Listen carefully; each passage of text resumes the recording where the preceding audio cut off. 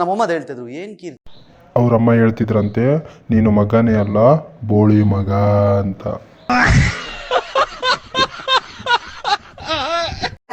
ನಮ್ಮಮ್ಮ ಹೇಳ್ತಿದ್ರು ಏನ್ ಕೀರ್ತಿ ಈ ತರ ನೆಗೆಟಿವ್ ಕಮೆಂಟ್ಸ್ ಹಾಕಿದ್ದಾರೆ, ಈ ತರ ಎಲ್ಲ ಮಾತಾಡ್ತಾ ಇದಾರೆ, ಯಾಕೆ ಬೇಕಿತ್ತು ನಿನಗೆ ಅಂತ. ಅಮ್ಮ ನೋಡೋ ನಿನಗೆ ಅನಿಸ್ತಾ ಇದೆ ಯಾಕೆ ಬೇಕಿತ್ತು ಅಂತಂದ್ರೆ ಯೋಚನೆ ಮಾಡು, ಇನ್ನು ಉಳಿದವ್ರಿಗೆ ಏನೇನು ಅನ್ಸುತ್ತೆ ಯೋಚನೆ ಮಾಡ್ಬೇಡ.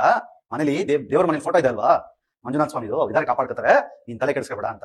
ನಿನಗೆಲ್ಲ ಮಗನೇ ವೀರೇಂದ್ರ ಹೆಗ್ಡೆ ಅವ್ರಿಗೂ ಏನೇನೋ ಬೈದಿದ್ದಾರೆ, ಅವ್ರಿಗೆ ಬೈದಿದ್ದಾರೆ, ಇನ್ ನಮ್ಮನ್ ಬಿಡ್ತಾರೇನಮ್ಮ? ಅವರಿಗೆ ಬೈತಾ ಇದಾರೆ ಅಂತಂದ್ರೆ ನನ್ನನ್ ಬಿಡ್ತಾರೇನಮ್ಮ? ಅವ್ರು ಮಾಡಿರೋ ಕೆಲಸಕ್ಕೆ ಬೇಲಾರ್ದೇನು ಸನ್ಮಾನ ಮಾಡಬೇಕಾ ಕಿರಿಕೀರ್ತಿ ಅವರೇ? ನಿನ್ಕಿನ ಕಿಪ್ಪಿ ಕೀರ್ತನೆ ಬೆಸ್ಟು. ಇನ್ನು ಏನು ಮಾತಾಡ್ತಿದ್ಯೋ ಏನಿಲ್ಲ, ಒಂದಕ್ಕೊಂದು ಸಂಬಂಧನೇ ಇಲ್ಲ. ನೀನು ಸೌಜನ್ಯ ಪರವಾಗಿ ಮಾತಾಡ್ತಾ ಇಲ್ಲ, ವೀರೇಂದ್ರ ತಗಡೆಯವ್ರ ವೀರೇಂದ್ರ ಹೆಗಡೆಯವ್ರ ಪರವಾಗಿ ಮಾತಾಡ್ತಾ ಇದ್ದೀರಾ. ಫ್ಲೋ ಅಲ್ಲಿ ತಗಡೆ ಅಂತ ಬಂದ್ಬಿಡ್ತು ಬಾಯಿಗೆ.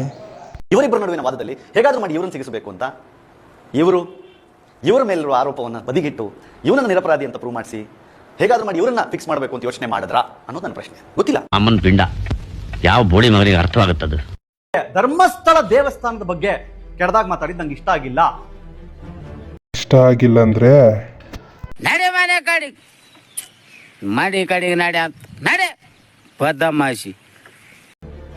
ಆ ಜಾಗದ ಬಗ್ಗೆ ಮಾತಾಡಿದ್ ನಂಗೆ ಇಷ್ಟ ಆಗಿಲ್ಲ. Don't come to temple. ನಾನು ಕಣ್ಣೆದ್ರಿಗೆ ಇದ್ರೆ ಶೂಟ್ ಮಾಡಿ ಸಾಯಿಸ್ಬಿಡ್ತೀನಿ. ಇರಿಟೇಷನ್ ಕಣ್ರಿ, ಕಳ್ಸಿ ಆಚೆ. ಜನರನ್ನ ಬ್ರೈನ್ ವಾಶ್ ಮಾಡುವ ಅಥವಾ ತಂದಿಡುವ ಕೆಲಸಗಳನ್ನು ಮಾಡಿದ್ರೆ ಸುಮ್ಮನೆ ಕೂತ್ಕೊಳ್ಳೋದು. Rupees 1,500 received on PhonePe. प्यारी समझ गई. ಇಷ್ಟು ಹೇಳಕ್ಕೆ ಇಷ್ಟಪಡ್ತೀನಿ. ಓಕೆ ಫ್ರೆಂಡ್, ಬಾಯ್.